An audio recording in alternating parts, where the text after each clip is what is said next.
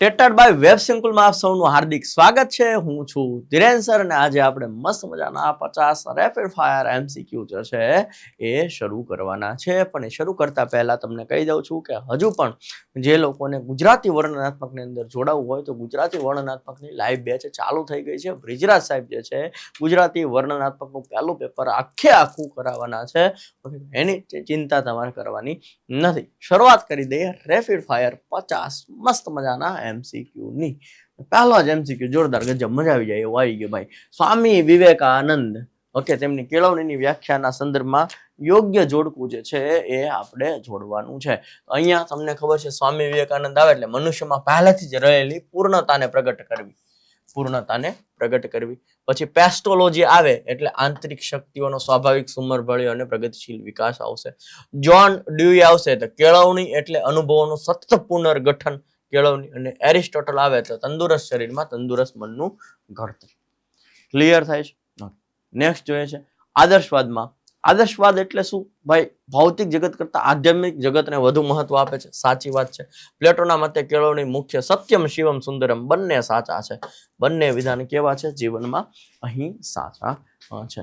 Next question ઉપર છે પુસ્તકો બાળકના વિકાસમાં અવરોધરૂપ બને છે આવું પ્રકૃતિવાદ કહે છે. ભાઈ એને પ્રકૃતિમાં ખોળામાં શીખવા દો. આ કયા વાદની છે? પ્રકૃતિવાદની છે. પ્રકૃતિવાદ આવે એટલે પ્રકૃતિવાદ કોણ આપ્યો? રૂસો.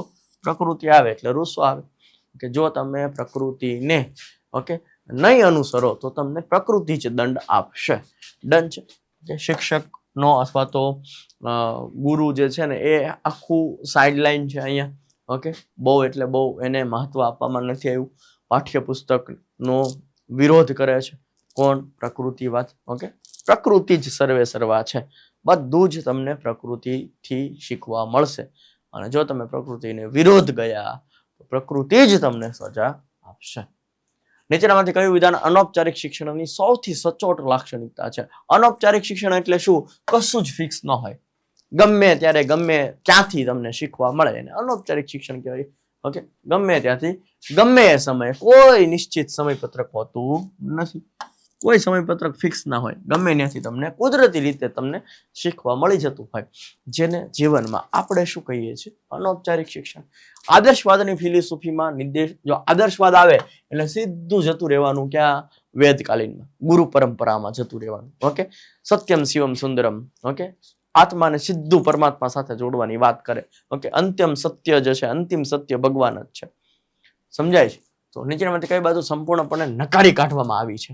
ઓકે નકારી શેને કાઢવામાં આવી છે ભાઈ? ઓકે અહીંયા ભૌતિક સુવિધા, સુખ સુવિધા એવું કશું છે જ નહીં. તમારા આત્મ સાક્ષાત્કાર, તમે કોણ છો? ઓકે તમે એકચ્યુઅલમાં કોણ છો? તમે એક કઈક મસ્ત મજાના તત્વ છો. ઓકે આ નશ્વર દેહ છે એ બધી વાત. ઓકે વિચારોની વાત, આદર્શોની વાત, આધ્યાત્મિકની વાત, નૈતિક પ્રકૃતિની વાત, આવી બધી વાત જે છે આદર્શવાદની અંદર કરવામાં આવે છે. સુખ સુવિધા આવું બધું કઈ આવે જ નહીં. સીધું ભગવાન સાથે જ તે જે સંતોનું જીવન હોય એવું છે. સિદ્ધિ છેલ્લું ધ્યેય એ જ પરમાત્માને પ્રાપ્ત કરવા, મોક્ષ પ્રાપ્ત. કેળવણીના વ્યક્તિગત હેતુઓ અને સામાજિક હેતુઓ. વ્યક્તિગત હેતુ એટલે વ્યક્તિને પોતે લાભ થાય. સામાજિક હેતુ એટલે વ્યક્તિને લાભ થાય અને સમાજને લાભ થાય. એકબીજાના વિરોધી નથી પણ પરસ્પર પૂરક છે. આ વિધાનના સમર્થન આપવા માટે નીચેનામાંથી કયો તર્ક સૌથી વધુ બૌદ્ધિક રીતે યોગ્ય છે? યોગ્ય તો ઘણા બધા હોઈ શકે છે પણ સૌથી વધારે યોગ્ય કયું છે? તો વ્યક્તિ સમાજના તમામ નિયમો તોડવાના થોડા છે. વ્યક્તિને યોગ્ય વિકાસ વિના સુદૃઢ સમાજની કલ્પના અશક્ય છે. ઓકે યોગ્ય વિકાસ વિના, વ્યક્તિના પોતાના યોગ્ય વિકાસ વગર સારા સમાજની કલ્પના અશક્ય છે. સમાજના અસ્તિત્વ વગર વ્યક્તિની શક્તિઓને ખીલવવા માટે કોઈ વ્યાપક પ્લેટફોર્મ મળતું નથી. શું કીધું? સમાજના અસ્તિત્વ વગર વ્યક્તિની શક્તિઓને ખીલવવા માટે કોઈ વ્યાપક પ્લેટફોર્મ મળતું નથી. આ સાચું લાગે છે. જોઈએ સેકન્ડ, વ્યક્તિગત અને સામાજિક હેતુઓ સ્વતંત્ર રીતે કાર્ય કરે છે અને ક્યારેય એકબીજાને અસર કરતા નથી. આ તો ખોટું છે. અસર કરે. સમાજે વ્યક્તિના દરેક વર્તન પર કડક નિયંત્રણ રાખવું જોઈએ એવું ના હોય. ઓપ્શન નંબર બી જ આવે. Option number B is the right answer. Clear થાય? એકવાર એવું વાંચો કે બીજી વાર વાંચવાની જરૂર ન પડે, જેથી કરીને તમારો સમય બચે. ક્લિયર છે?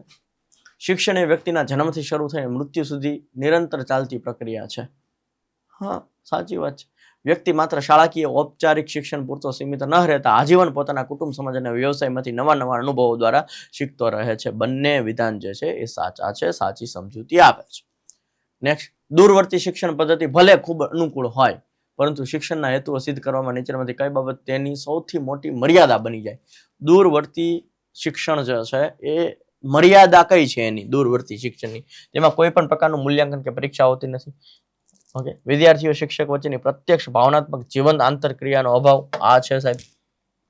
ઓકે, આ જ છે ને, શિક્ષક વચ્ચે પ્રત્યક્ષ તમે ભાવનાત્મક રીતે લાગણીઓથી ન જોડાઈ શકો, કારણ કે દૂર છો ને. ઓફલાઈન કહેવાય, ઓફલાઈન ને કોઈ ના પહોંચી શકે. આ તો વિકલ્પ છે. ઓકે, જેની અંદર સ્વયં પેલી હશે, શિસ્ત હશે, એ કદાચ શીખી જશે.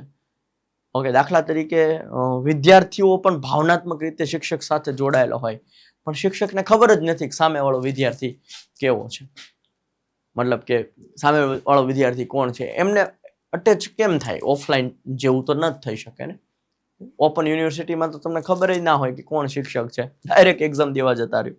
શિક્ષકને તમારા કાંઈ લેવા દેવાનું હોય, તમને શિક્ષકારે કાંઈ લેવા દેવા ન હોય.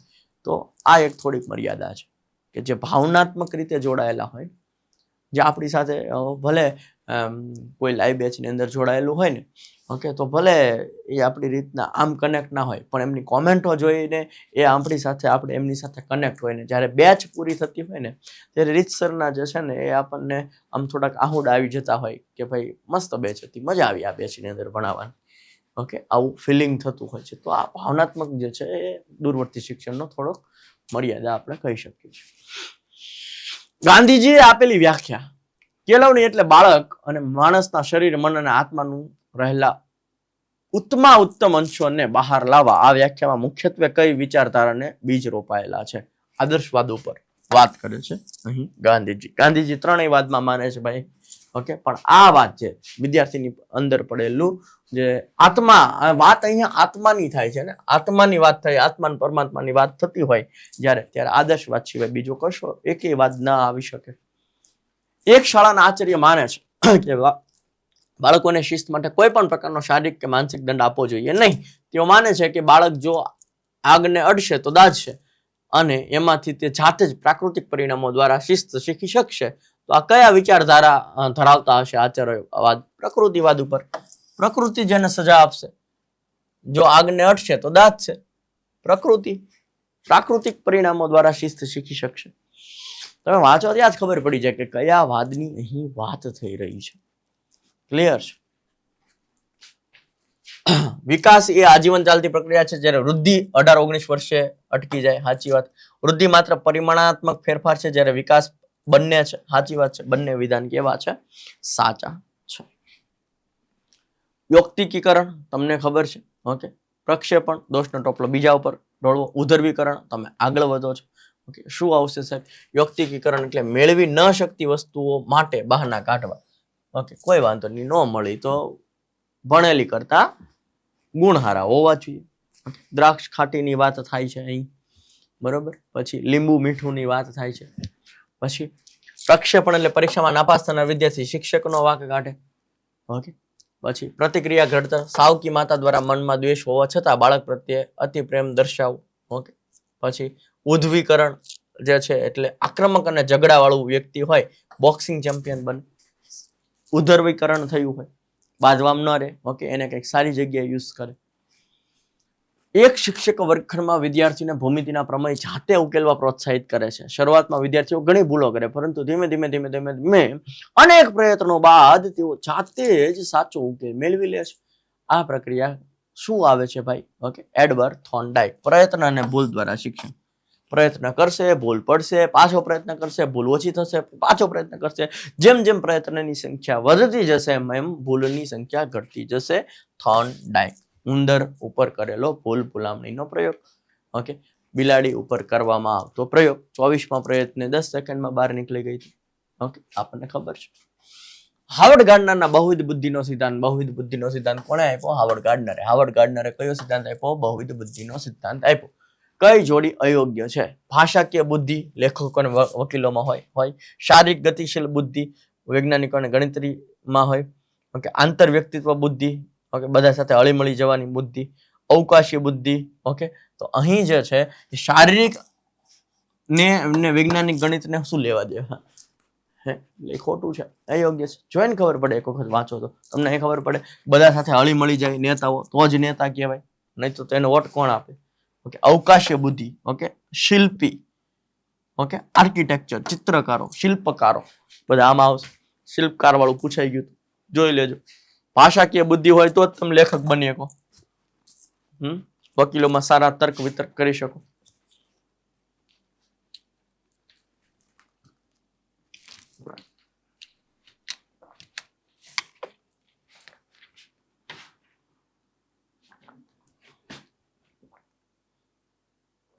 શૈક્ષણિક મનોવિજ્ઞાનની પદ્ધતિઓ પ્રાયોગિક પદ્ધતિ સૌથી વધુ વૈજ્ઞાનિક ગણાય. આ પદ્ધતિમાં જો શિક્ષક નવી ભણાવવાની પદ્ધતિની અસર વિદ્યાર્થીના ગુણો પર તપાસવા માંગતો હોય તો તેમાં સ્વતંત્ર ચલ કયો કહેવાશે? નવી ભણાવવાની પદ્ધતિ સ્વતંત્ર કહેવાય. વિશિષ્ટ બાળકોમાં જોવા મળતી અધ્યયન અક્ષમતા માટે ડિસલેક્સિયા, ઓકે, ડિસલેક્સિયા એટલે વાંચવામાં તકલીફ પડે. ડિસ્ગ્રાફિયા લેખનમાં તકલીફ પડે. ડિસ્કેલ્ક્યુલિયા ગણિતમાં તકલીફ પડે. એફેઝિયા વાંચન સંબંધિત અક્ષમતા. આમાં શું કીધું છે? સાચો વિકલ્પ કયો છે? ઓકે, અહીંયા તમે જુઓ તો બી અને સી આ બે જ સાચા છે. અહીંયા ભાષામાં તકલીફ ન પડે, ઓકે, વાંચવામાં તકલીફ પડે. ડિસ્લેક્સિયામાં શું આવે? વાંચવામાં તકલીફ પડે. ડિસ્ગ્રાફિયા લેખન, ડિસ્કેલ્ક્યુલિયા ગણિત. ઓકે, એફિઝનમાં વાંચન ન આવે. વાંચનમાં તો ડિસ્લેક્સિયા આવે. કોઈ ચોક્કસ ક્ષેત્રમાં ભવિષ્યમાં નિપુણતા પ્રાપ્ત કરવાની વ્યક્તિની જન્મજાત કે સુષુપ્ત ક્ષમતાને અભિયોગ્યતા કહેવાય. ઓકે, શિક્ષક માટે વિદ્યાર્થીની અભિયોગ્યતા જાણવી જરૂરી છે, કારણ કે તેના આધારે શિક્ષક વિદ્યાર્થીને યોગ્ય શૈક્ષણિક અને વ્યાવસાયિક માર્ગદર્શન આપી શકે છે. બંને સાચું છે, સાચી સમજૂતી છે, બંને રાઈટ છે. ઓકે, ક્ષમતા એની અંદર હોય છે અને ક્ષમતા જે છે ને એ શિક્ષકે જાણવી જોઈએ, જેથી કરીને માર્ગદર્શન આપી શકે. વાવ. અબ્રાહમ મેસ્લોની જરૂરિયાતનો ક્રમ જે છે એ આપણે લાઈનમાં ગોઠવવાનો છે. સૌથી પહેલી જરૂરિયાત જે છે એ શારીરિક જરૂરિયાત છે, પછી તો કે સલામતીની જરૂરિયાત આવે, પછી પ્રેમ અને આત્મીયતાની આવે, પછી આત્મગૌરવની આવે, પછી છેલ્લે આત્મ સાક્ષાત્કારની જરૂરિયાત આવે. ઓકે, મોસ્ટ ઇમ્પોર્ટન્ટ છે, લાઈનમાં યાદ રાખવાનું. સૌથી પહેલી જરૂરિયાત જો કોઈ હોય તો શારીરિક જરૂરિયાતો છે, એટલે કે ભૂખ હોય, ઊંઘ હોય, ઓકે, તરસ હોય, પછી સેક્સ હોય, જાતીયતા હોય. ઓકે, તો આ બધી પહેલી જરૂરિયાતો છે. પછી સલામતીની જરૂરિયાત છે ભાઈ, કે આપણે જ્યાં રહીએ છીએ ત્યાં સલામતી આપણને લાગે, હે, નહીં તો શું કરવાનું ગમે ત્યાં તીરકામઠા હાલતા હોય તો. ઓકે, પછી પ્રેમ જોઈએ આપણે જીવનમાં. જોઈએ શું બીજું? પ્રેમ જોઈએ, બીજું શું જોઈએ જીવન? અને પ્રેમથી પેટ ધરાતું નથી હો, કમાવવું પડશે પાછું. હા, પછી સેલ્ફ રિસ્પેક્ટ આપણે જીવનમાં જોઈએ. આ બધી જરૂરિયાત છે. આત્મ સાક્ષાત્કાર સૌથી છેલ્લે આવે, કે ભાઈ હું કોણ છું, હું, અને આત્મ સાક્ષાત્કાર કહેવાય. હારો છું કોણ હું? એમ શું કામ આવ્યો આ જીવનમાં? મારું કામ શું છે? એકચ્યુઅલમાં હું શું છું? કોણ છો તમે? કોમેન્ટ બોક્સની અંદર જવાબ આપજો. શું કામ તમારો જન્મ અહીંયા થયો છે? કયા કાર્ય માટે થયો છે? લખતા નહીં કે હું ધીરેન છું, હું આ છું, એમ નહીં. એકચ્યુઅલમાં તમે કોણ છો? આ તમારી અંદર જીવ છે એ કોણ છે? બોલા કહેતા નથી કે હે કોણ છો તું, ક્યાંથી આવી? સોરી, માફ કરજો, ઘણા ખોટું લાગી જાય, એના માટે આપણે પાછા માફી માંગી લઈએ, ને પાછળ માફીના વિડીયો મંગાવશે પાછા. બટ એવું કોણ છો તમે? હે, કોમેન્ટ બોક્સમાં લખજો. જો એક 8 વર્ષના બાળકની માનસિક વય 10 વર્ષ હોય, સ્તરને આપેલો બુદ્ધિઆંક કેટલો થાય? તમને ખબર છે સાહેબ? શું અમને ખબર શું છે? અમને તો કઈ ખબર જ નથી. સ્તરને આપ્યું છે બુદ્ધિઆંકનું સૂત્ર, આઈક્યુ નું સૂત્ર. શું આપ્યું છે સાહેબ? તો કે માનસિક વય છેદમાં શારીરિક વય ગુણ્યા 100. સ્તરને આપેલું છે, એમાં ફેરફાર ટર્મને કરેલા છે. તો માનસિક વય 8 છે. જો 8 વર્ષના બાળકની માનસિક વય, શારીરિક વય 8 છે, માનસિક વય 10 છે, ગુણ્યા 100. ઓકે, ચાલો. ઓહો હો હો, ચાલો આના અડધા 4, આના અડધા 50. 50 ભાગ્યા 4 કરશો એટલે 12.5. 12.5 ગુણ્યા 10 કરો એટલે 125 થાય. શું થશે? 125. તીવ્ર ઉચ્ચ બુદ્ધિ. શું આવશે? તીવ્ર ઉચ્ચ બુદ્ધિ. ક્લિયર થાય છે? સમજાય છે? નેક્સ્ટ, વ્યક્તિત્વના સંદર્ભમાં ડોક્ટર સિગમન્ડ ફ્રોઈડના મનોવિશ્લેષણવાદ સિદ્ધાંત મુજબ વ્યક્તિત્વના 3 ઘટકો છે, ઈડ, ઈગો અને સુપર ઈગો. માટે કયું વિધાન અસત્ય છે, ખોટું કયું છે? પરમ અહમ એ નૈતિકતાના આદર્શો પર આધારિત છે અને સમાજના નિયમોનું પાલન કરાવે છે. અહીંયા જો અહમ જન્મજાત હોય એ જ ખોટું છે, આ જન્મજાત ન હોય. જ્યારે ઈડ એ બાળક મોટું થાય ત્યારે સમજમાંથી આવે, આ વસ્તુ ખોટું છે. પ્રેરણાની પ્રક્રિયાના ચક્રનો સાચો ક્રમ યાદ રાખજો. પહેલા જરૂરિયાત આવે, પછી ઈચ્છા હોય, પછી ઉત્તેજના હોય, પછી ધ્યેય હોય, પછી એનું વર્તન હોય અને છેલ્લે પ્રાપ્તિ થઈ જાય એટલે શાંતિ થઈ જાય. ઓકે, પ્રેરણા વાળું ચક્ર આપણે આખું મસ્ત મજાના ભણેલા છે, જોઈ લેજો. લાઈનમાં યાદ રાખજો. જરૂરિયાત હોય ત્યારે ઈચ્છા થાય, પછી ઉત્તેજના થાય, ધ્યેય નક્કી કરીએ, અપેક્ષિત વર્તન કરીએ, છેલ્લે પ્રાપ્તિ થાય, પછી શાંતિ થાય, પછી ફરી વખત કંઈક નવું મેળવવાની ઈચ્છા થાય. અને પેલા આપણને સાયકલની ઈચ્છા થાય, પછી આપણને ટુ વ્હીલની ઈચ્છા થાય, પછી કંઈક આપણને ધૂમ બાઇકની ઈચ્છા થાય. ઓકે, પછી આપણને કંઈક બુલેટની ઈચ્છા થાય, પછી આપણને 4 વ્હીલની ઈચ્છા થાય, પછી આપણે સારી 4 વ્હીલની ઈચ્છા થાય. ઈચ્છા ક્યારેય પૂરી થતી નથી. ઓકે, ઈચ્છા થાય, મળી જાય, સંતોષ થાય, પાછી બીજી ઈચ્છા થાય, હેલા રાખ. ક્રિયાત્મક સંશોધનમાં ઉત્કલ્પનાની રચના કરતી વખતે જો આવું થશે તો આવું થશે, પહેલેથી ભવિષ્યમાં આવું થશે એવી એક આગાહી કરીએ એને ઉત્કલ્પના કહેવાય. જો તો પ્રકારની ઉત્કલ્પના હોય. પાંચમું ઘટક છે આઈ થિંક, ની રચના કરતી વખતે ક્રિયાત્મક સંશોધનનું પાંચમું સોપાન છે આઈ થિંક. મુખ્યત્વે કઈ બાબતને ધ્યાનમાં રાખવી સૌથી વધુ જરૂરિયાત છે? જો સંભવિત કારણોના આધારે એવો ઉકેલ સૂચવતી હોવી જોઈએ જે શિક્ષક વર્ગમાં પોતાની મર્યાદામાં રહીને સીધો અમલ અથવા ચકાસણી કરી શકે. બાકી બધા તમે જોવો તો ખબર પડી, કોઈ જ જરૂર નથી આવું કોઈ દી આવે તે હંમેશા આવે, ખોટું. ઓકે, હંમેશા નો આવે. ઐતિહાસિક અને વૈશ્વિક સ્તરે સાબિત થઈ શકે તેવી સર્વગ્રાહી હોવી જોઈએ એવું જરૂરી નથી. બીજા વાંચશો ત્યાં ખબર પડી જાય કે આ જ ઓપ્શન હોય. શૈક્ષણિક મૂલ્યાંકનમાં 2 પ્રકારના માપદંડો હોય. ઓકે, ધોરણ સંદર્ભિત મૂલ્યાંકન અને નિર્ધારિત માપદંડ સંદર્ભિત મૂલ્યાંકન. સીઆરટી નું છે, નીચેનામાંથી કયું ઉદાહરણ સીઆરટી નું છે? ઓકે, હવે અહીંયા જો ધોરણ 10 ની બોર્ડની પરીક્ષામાં વિદ્યાર્થીઓ પર્સન્ટાઇલ રેન્ક 95 આવવો, આને શું કહેવાય? સીઆરટી કહેવાય. પર્સન્ટાઇલ રેન્ક આવે એને શું કહેવાય? સીઆરટી કહેવાય. એક આવે બીઆરટી આવે. ઓકે, 2 વસ્તુ આવે, તમને ખબર છે કે ભાઈ 82 ઉપરના બધા પાસ, અને એક આવે મેરિટ. ભાઈ પાસ ભલે થઈ ગયા પણ તમને નોકરી મળશે, પાસ થયે નોકરી નહીં મળે. ઓકે, અહીંયા સીઆરટી શું છે? અહીંયા પર્સન્ટાઇલ રેન્ક છે. તે જીપીએસસી ની પરીક્ષાના મેરિટના આધારે ટોચના 100 ઉમેદવારોની પસંદગી થઈ જાય છે, એ બીઆરટી માં આવશે. ડ્રાઇવિંગ ટેસ્ટમાં પાસ થવા માટે 15 માંથી ફરજિયાત 11 પોઈન્ટ્સ મેળવવા પડે. ફરજિયાત પાસ થવા માટે 60% તો મેળવવા જ પડે, બીઆરટી માં આવે. ફરજિયાત હોય ને બીઆરટી. પણ આ તો આવ્યો ને ભાઈ, ઉભરીને આવ્યો છે, વર્ગમાં પ્રથમ ક્રમાંક મેળવવો, આ તો વસ્તુ જ નહીં. ઓકે, વર્ગ વિહાર દરમિયાન શિક્ષકે કશું જ બોલ્યા વિના માત્ર આંખના ઈશારાથી ઈશારો મેં હકારાત્મક સ્મિત આપીને કે ખભો થપથપાવીને બોલ્યા વગર નેટ ફ્લેન્ડર્સની આંતરક્રિયા વિશ્લેષણ પદ્ધતિની મર્યાદાના સંદર્ભમાં આ બાબત માટે કયું વિધાન સૌથી યોગ્ય છે? પ્રત્યક્ષ પ્રભાવ ગણાય. વર્ગમાં 10 માં આવેલ નેટ પદ્ધતિ માત્ર શાબ્દિક વ્યવહારનું જ માપન કરે છે. ઓકે, અહીંયા નેટ ફ્લેન્ડર્સ જે છે એ શાબ્દિક વ્યવહારનું જ માપન કરે છે, તેથી આવા અત્યંત પ્રભાવશાળી અશાબ્દિક વર્તનની તેમાં કંઈ જ નોંધ લેવામાં આવતી નથી. શેમાં? નેટ ફ્લેન્ડર્સમાં કોઈ નોંધ લેવામાં આવતી નથી. નેટ ફ્લેન્ડર્સમાં 10 એ 10 ઘટક આપણે જોયેલા છે. ઓકે, એમાં આવું કાંઈ આવતું નથી. સારી બાબત છે, હકારાત્મક બાબત છે, કરવા જેવી બાબત છે, પણ નેટ ફ્લેન્ડર્સના 10 એ 10 ઘટકમાં આવું કાંઈ આવતું નથી. ઓકે, હા, શાંત પડી જાય પણ એમાં કાંઈ પીઠ થાબડવીને એવું ના આવે. કોઈ એક શૈક્ષણિક કસોટીની વિશ્વસનીયતા સ્થાપિત કરવા માટેની કઈ પદ્ધતિમાં એક જ કસોટીના પ્રશ્નોને 2 સરખા ભાગોમાં વહેંચવામાં આવે છે? ઓકે, અને પછી તે બંને અર્ધ ભાગોના પરિણામો વચ્ચે સહસંબંધ શોધવામાં આવે છે. અર્ધ વિચ્છેદન, અડધા 2 સરખા ભાગ કરવા, જેને આપણે શું કહીએ છીએ? અર્ધ વિચ્છેદન પદ્ધતિ. શિક્ષણ અને ટેકનોલોજીના સમન્વયથી ઉદ્ભવેલા ફ્લિપ્ડ ક્લાસરૂમ, જો અહીંયા ફ્લિપ્ડ ક્લાસરૂમનો તમને સ્ટાર્ટ એચએસ માં પૂછાઈ ગયેલો પ્રશ્ન છે. મોડલનો મુખ્ય અને ક્રાંતિકારી ખ્યાલ શું છે? ફ્લિપ્ડ ક્લાસરૂમ એટલે શું ભાઈ? નવા ખ્યાલોનો વિડીયો કે ઓનલાઈનના માધ્યમથી ઘરે જઈને પ્રાથમિક અધ્યયન કરે. ઓકે, ઘરે જઈને વિડીયો ને ઓનલાઈન માધ્યમથી વિડીયો જોઈને અધ્યયન કરે. વર્ગખંડના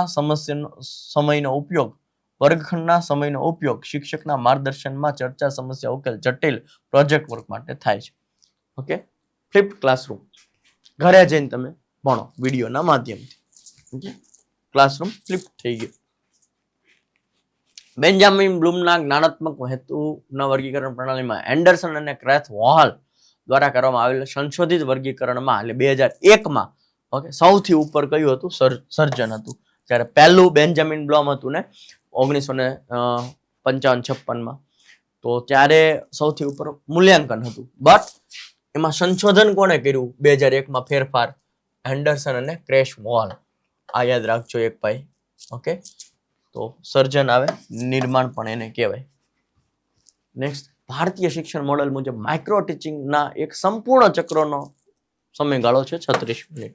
કેટલો છે? 36 મિનિટ. માઇક્રો ટીચિંગમાં આપણે બહુ સરસ મજાનું ભણી ગયા છે. ઓકે, આંકડાશાસ્ત્રની વાત કરવામાં આવે આ માઇનસમાં આવ્યું. ઓકે, માઇનસનો મતલબ શું થાય? કે ઉચ્ચ કક્ષાનો નકારાત્મક સંબંધ છે. ઓકે, રચનાત્મક મૂલ્યાંકન પ્રક્રિયા અંતર્ગત વિદ્યાર્થીઓના કોઈ પ્રોજેક્ટ, નિબંધ કે પ્રેઝન્ટેશન ચોક્કસ પૂર્વ નિર્ધારિત માપદંડોના આધારે ઉદ્દેશ્યપૂર્ણ મૂલ્યાંકન કરવા માટે ઉપયોગમાં લેવાતા સ્ટાન્ડર્ડ માર્ગદર્શન માળખાને શૈક્ષણિક પરિભાષામાં શું કહેવામાં આવે છે? રૂબ્રિક્સ.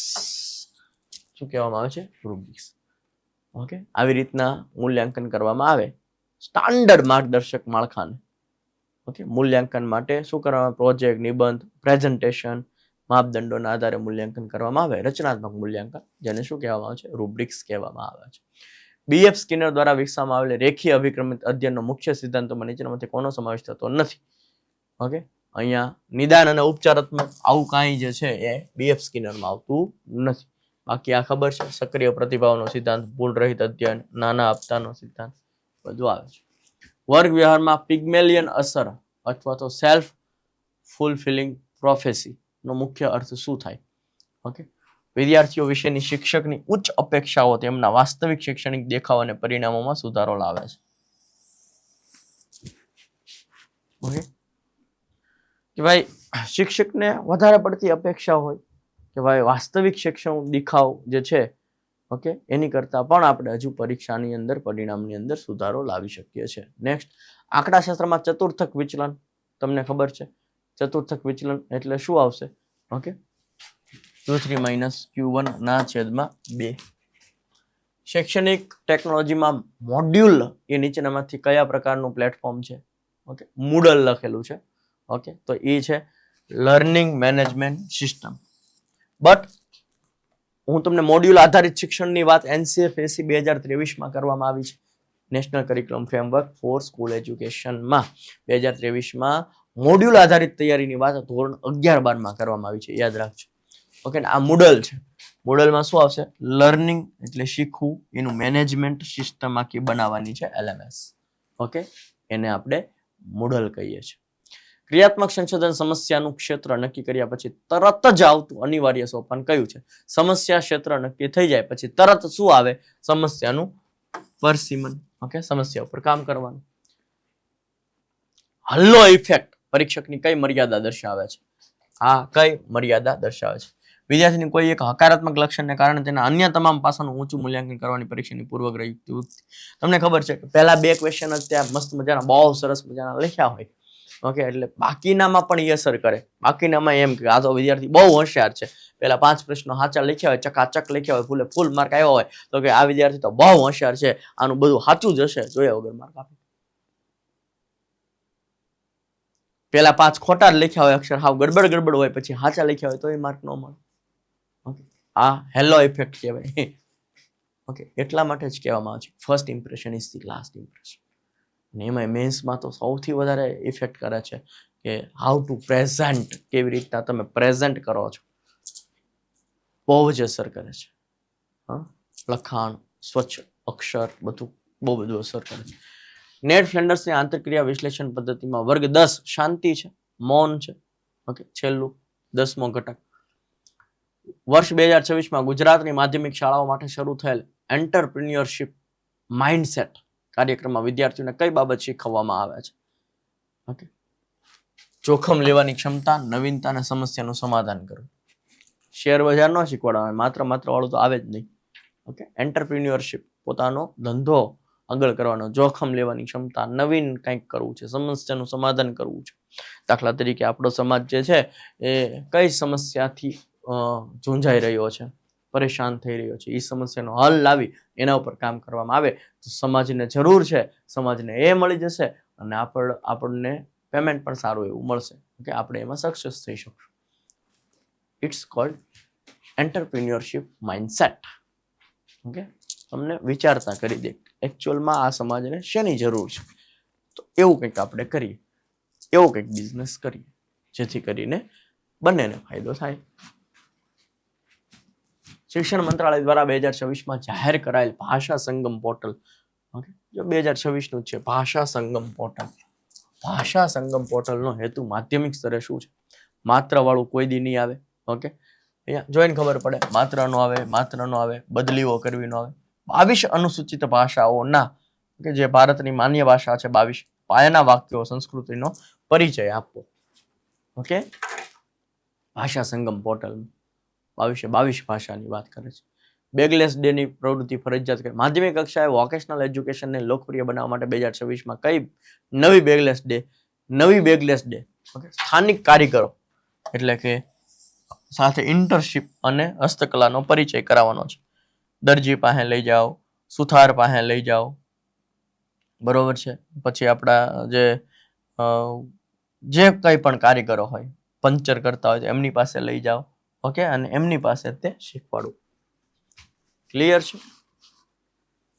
વાણંદ પાસે લઈ જાઓ, દરજી પાસે લઈ જાઓ, સુથાર પાસે લઈ જાઓ, લુહાર પાસે લઈ જાઓ અને વિદ્યાર્થી જોવે શીખે. 10 બેગલેસ ડે ની વાત કરવામાં આવી છે. હા, એનપીમાં આપણને ખબર છે. નિપુણ ભારત લક્ષ્યાંકો. નિપુણ એટલે FLN 3જા ધોરણ સુધી આવડી જવું પડે. ઓકે, વાંચન, ગણન, લેખન. તો માધ્યમિક શિક્ષકો માટે કેમ મહત્વના છે? કારણ કે પાયાની સાક્ષરતા વગર માધ્યમિક શિક્ષણ સ્તરે પાયો તમને વાંચન, ગણન, લેખન જ ન આવડતું હોય તો ભાઈ માધ્યમિક સ્તરે તો જટિલ ખ્યાલો કેમ સમજી શકશે બાળક? સિમ્પલ વસ્તુ છે. 2026માં રજૂ થયેલા national education technology forum. Okay, ગરમા ગરમ બધું શિક્ષણનું કરણ છે. 2026માં રજૂ થયેલા નેશનલ એજ્યુકેશન ટેકનોલોજી ફોરમના અહેવાલ મુજબ વર્ગખંડમાં ટેકનોલોજીના ઉપયોગમાં સૌથી મોટો પડકાર કયો છે સાહેબ? શિક્ષકોને જે વાપરતા નથી આવડતું ડિજિટલ શિક્ષણ પદ્ધતિ. ઓકે, આ સૌથી મોટો પડકાર છે અને તાલીમ આપવી પડે છે. જાતે શીખવા માંગતો જ નથી. ઓકે, સ્માર્ટ બોર્ડ આવી ગયા છે તેમ છતાંય તે જૂના બોર્ડમાં જ ભણાવે છે હજુ. અને કારણ કે ઉંમર થઈ ગઈ હોય, ઓકે, એમ કે એ પહેલેથી એવું માની લે કે આ મન ન આવડે. ઓકે, બટ એને ટ્રાય કરશે તો બહુ ઇઝી છે. આ મોટો પડકાર છે, એની માટે એને તાલીમ આપવું પડે. તાલીમ લેવી પછી ગમતી નથી. શું કહેવું શું? ગુજરાતની માધ્યમિક શાળાઓમાં સ્ટાર રેટિંગ આપવા માટે કઈ સંસ્થાનો જવાબદાર સોંપવામાં આવી છે? GSA, Gujarat council of school accreditation. Star rating આપવાની છે. કોને? શાળાઓને, વિદ્યાર્થીઓને. કઈ શાળાને કેટલા સ્ટાર આપવા એની માટે એક સંસ્થાને જવાબદારી આપી છે. Gujarat council of school accreditation આ સંસ્થાને જવાબદારી આપી. બચાવ પ્રયુક્તિના સંદર્ભમાં જ્યારે કોઈ વ્યક્તિ પોતાના અસ્વીકાર્ય વિચારો, આવેગો બીજાના માથે થોપે, પ્રક્ષેપણ કહેવાય. દોષનો ટોપલો બીજા પર ઢોળવો, બીજાના માથે થોપે, પ્રક્ષેપણ. વર્ગ વ્યવહારમાં સ્કેપ ફોલ્ડિંગનો અર્થ શું થાય? ટેકો આપો. વિદ્યાર્થી જ્યાં અટકે છે ત્યાંથી આગળ વધે. દાખલા તરીકે કોઈ દાખલો ગણે છે, ઓકે, એને હવે નથી ખબર પડતી કે હવે પછીનું સ્ટેપ શું આવે. આપણે એકાદો સ્ટેપ લખી દઈએ તો બાકીના બધા સ્ટેપ પાછો કરી નાખે. ઓકે, તો વિદ્યાર્થીને કાયમી ધોરણે શિક્ષક ઉપર નિર્ભર બનાવવાનું નહીં. વિદ્યાર્થીની પરીક્ષામાં ચોરી કરવા માટે મદદ કરવાની નહીં. જ્યાં સુધી વિદ્યાર્થી સ્વતંત્ર રીતે કાર્ય ન કરી શકે ત્યાં સુધી આપવામાં આવતી કામચલાઉ મદદ એને સ્કેપ ફોલ્ડિંગ કહેવાય. કામચલાઉ મદદ. ઓકે, ભાઈ જેટલી મદદ કરવી હતી કરી દીધી, હવે વિદ્યાર્થી જાતે આગળ વધી શકશે. એને શું કહેવાય? સ્કેપ ફોલ્ડિંગ. ટેકો આપ. નીચેનામાંથી કયું વિધાન રચનાત્મક મૂલ્યાંકનની લાક્ષણિકતા નથી? શિક્ષક અને વિદ્યાર્થી બંને પ્રતિપર્ષણ મેળવે છે? હા. મુખ્ય હેતુ વિદ્યાર્થીના અધ્યયનમાં સુધારો કરવાનો છે? હા. શિક્ષણ અધ્યયન પ્રક્રિયા દરમિયાન સતત ચાલે છે? હા. અંતે ગ્રેડ અથવા તો પ્રમાણપત્ર આપવા માટે કરવામાં આવે છે? આના માટે થોડું છે આ રચનાત્મક મૂલ્યાંકન, આના માટે થોડું છે. પ્રમાણપત્ર આપવા માટે મૂલ્યાંકન કરવાનું છે, ગ્રેડ આપવા માટે મૂલ્યાંકન. સૂક્ષ્મ અધ્યાપન ચક્રમાં એટલે કે આ માઇક્રો ટીચિંગ ની વાત કરે છે. પુનઃ આયોજન માટે 10 મિનિટનો સમય આપવામાં આવે.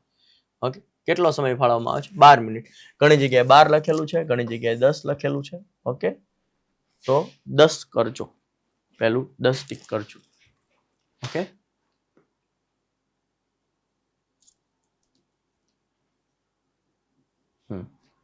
આંકડાશાસ્ત્રના સંદર્ભમાં જો કોઈ કસોટીની વિશ્વસનીયતા ઊંચી હોય પરંતુ યથાર્થતા ઓછી હોય તો તેનો અર્થ શું થાય?